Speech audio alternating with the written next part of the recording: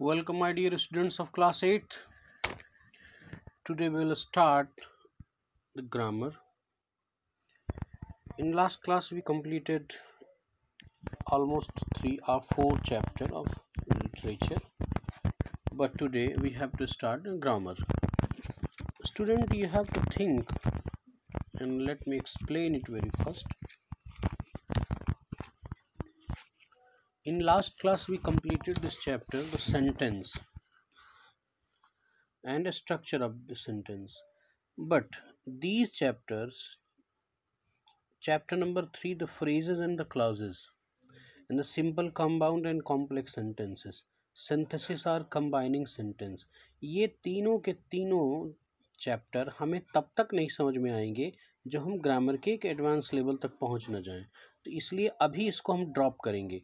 जो इम्पोर्टेंट है, जिनसे हमारा जो बेस क्रिएट होना है, उन चीज़ों को हम लोग समझेंगे। तो आज हम लोग करेंगे start 6th chapter, the pronoun.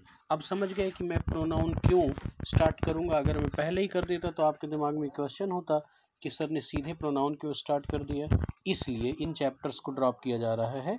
तो आगे मैं पढ़ाऊंगा, अभी थोड़ा सा आपका ग्रामर लेवल और स्ट्रांग कर दे, तब फिर हम लोग उस चीज़ को पढ़ेंगे, है ना। तो फिलहाल हम लोग आज इसी को पढ़ेंगे। प्रोनाउन से हम लोग स्टार्ट करते हैं।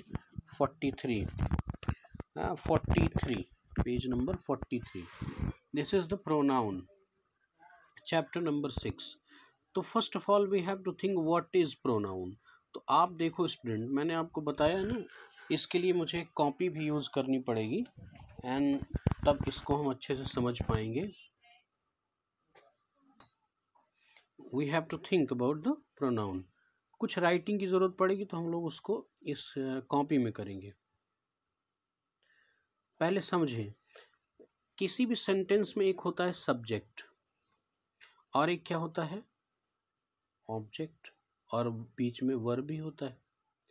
तो अब हम देखते हैं कि जो हमारा नाउन है, इससे पहले हमने क्या पढ़ा है, नाउन। तो नाउन का यूज हम as a subject, as a object कर सकते हैं, ये हमने देखा है। तो अब मान लीजिए नाउन क्या हो सकता है, कोई नेम, जैसे मान लीजिए राजेश इज माई फ्रेंड। फिर सेंटेंस को आगे अगर बढ़ाना हो, there is a need to write more than one line, और राजेश के ही बारे में लिखना हो, तो हम क्या करेंगे, बार बार राजेश को रिपीट करेंगे। Rajesh is my friend, Rajesh is very intelligent, Rajesh studies in class 8th, and so on. There is a need to write more than one lines about the Rajesh. So you have to uh, repeat again and again this name. This is a noun. Rajesh is a noun. अब ये जो repetition है, it is not correct. There should be some logic, some improvement.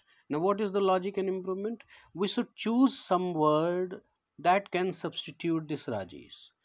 ऐसा कोई word हम use करें, ऐसी कोई चीज तैयार की जाए जो कि राजेश के रिपीटिशन को बचा ले और राजेश का इंडिकेशन भी कर दे। That is the main concept behind the pronoun. तो प्रोनाउन क्या कहता है कि these are the word that can be used in place of noun, और दैट इंडिकेट द नाउन। ध्यान रखना है, इसमें दो बातें, प्लेस ऑफ नाउन और इंडिकेट। तो जो नाउन को इंडिकेट करे और उसके स्थान पर यूज हो जाए। तो हम अभी इसी को मैं सेंटेंस को थोड़ा इंप्रूव कर देता हूँ। राजेश इज माई फ्रेंड, मैंने कहा he is very intelligent, he studies in class 8 and so on. तो अब देखिए ये ही क्या कर रहा है, इस राजेश के रिपीटिशन को बचा रहा है। तो इसका मतलब राजेश क्या था, दिस इज द नाउन, और ये जो ही क्या है, it is used in place of noun, in place of noun. तो ये क्या हो गया, प्रोनाउन। तो अब देखिए स्टूडेंट, प्रोनाउन की जो सही डिफिनेशन आपकी बुक में है वो भी आप देख लो। The passage, a pronoun is a word which is used in place of a noun or noun phrase. यहाँ पर फ्रेज जो आया है इससे कंफ्यूज नहीं होना है। जब नाउन के साथ कई सारे और वर्ड लगे होते हैं लेकिन वो कंप्लीट सेंटेंस नहीं होते तो उनको हम लोग फ्रेज बोलते हैं। बट अभी आपको केवल ये समझना है इन प्लेस ऑफ नाउन, तो वो क्या हो गया, हमारे प्रोनाउन हो गए।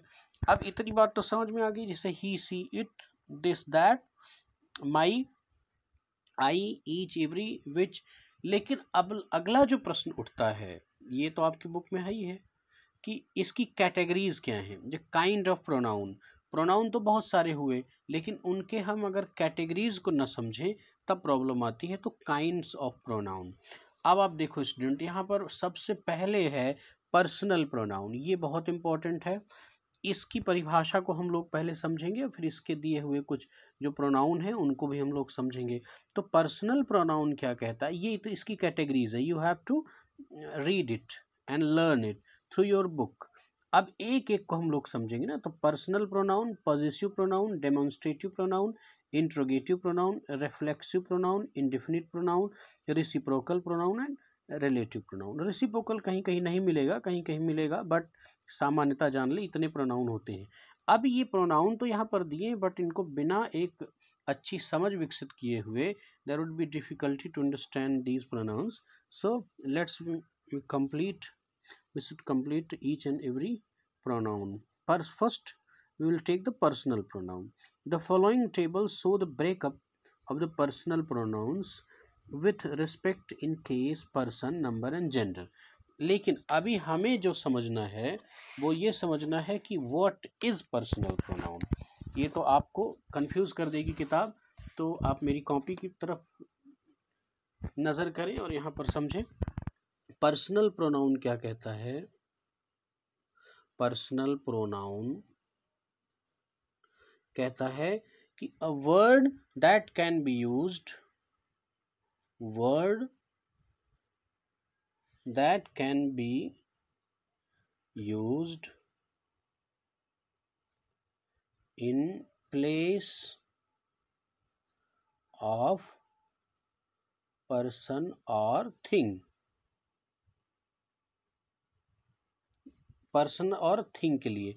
अब तो देखिए जरा सा, ही है, सी है, इट है,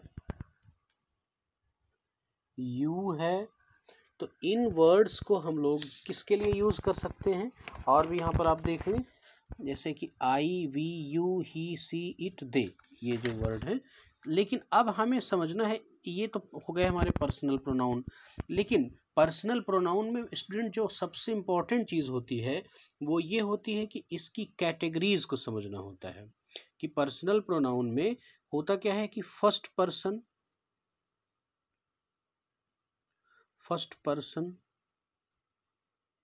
second person and third person.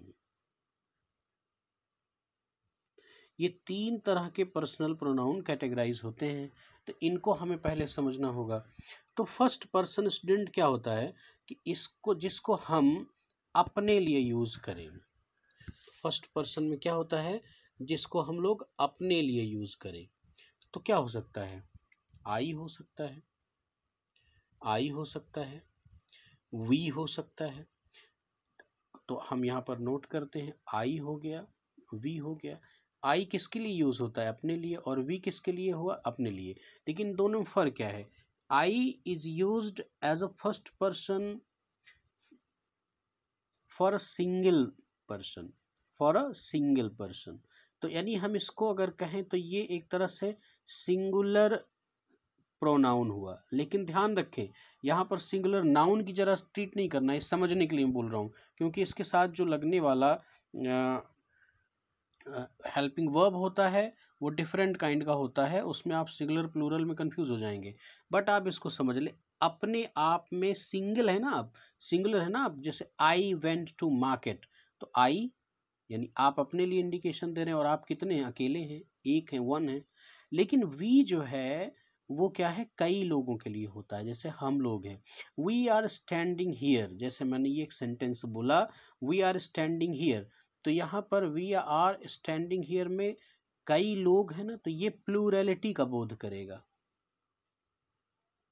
ये किसका बोध करेगा? प्लूरैलिटी का बोध करेगा।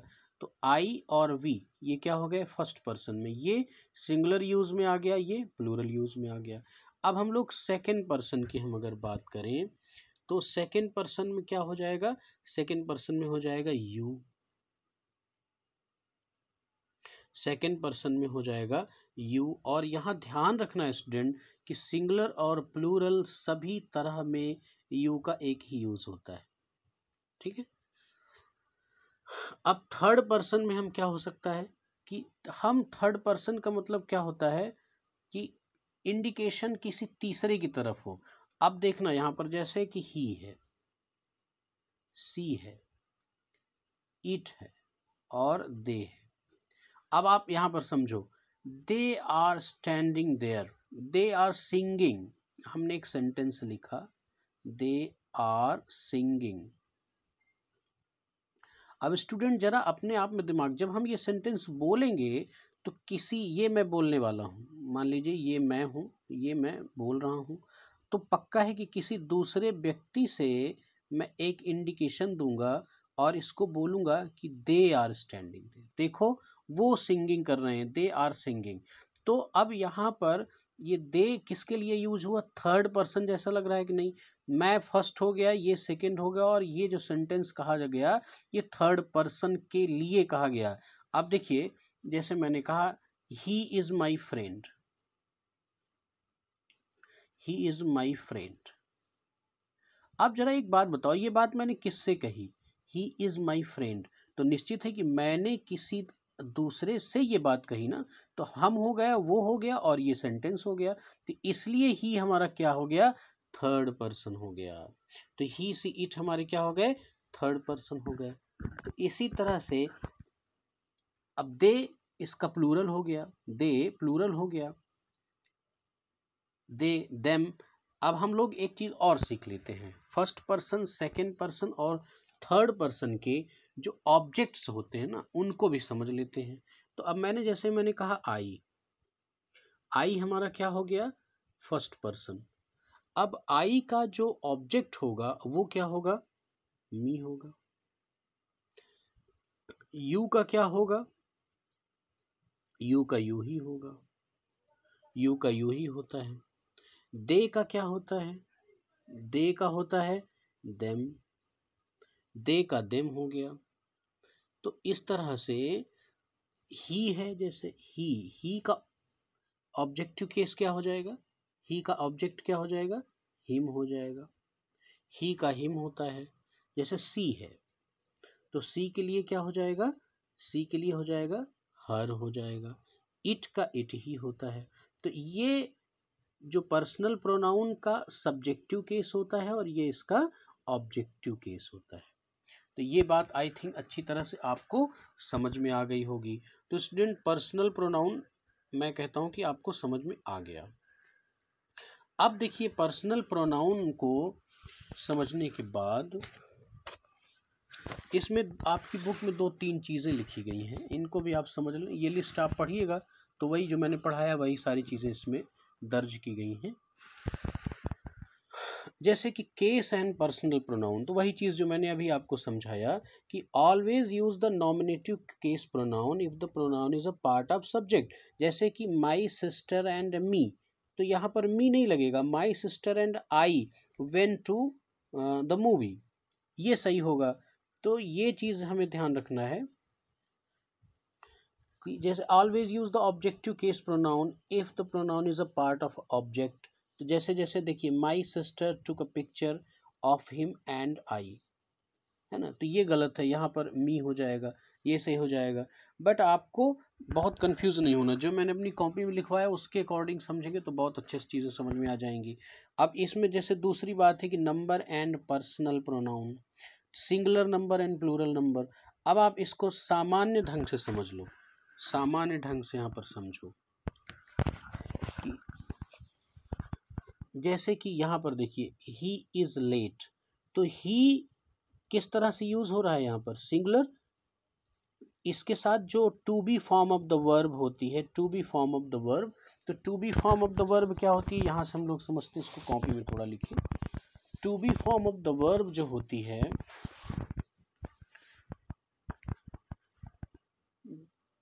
To be form of the verb यानी is, are, am, was, were, ये सब क्या होती है, टू बी फॉर्म होती हैं। तो अब देखिए जैसे मैंने कहा ही इज माई फ्रेंड,